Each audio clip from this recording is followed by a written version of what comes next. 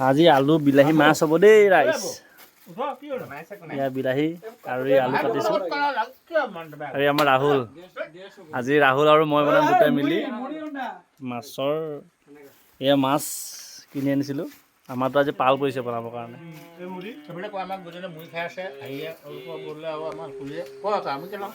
আৰু এয়া গুজৰাট খোৱাত ব্যস্ত বৰদলৈ আৰু গুজৰাট খোৱাত ব্যস্ত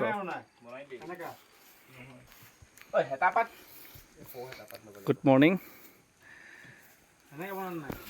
বাকী বহুত মন যায় আৰু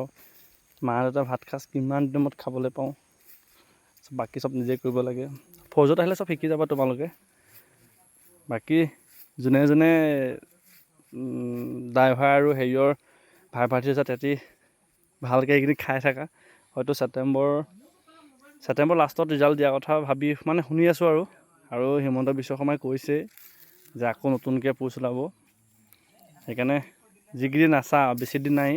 ছেপ্টেম্বৰ মাহটো আজি 6 তাৰিখ নে 5 তাৰিখ হ'লেই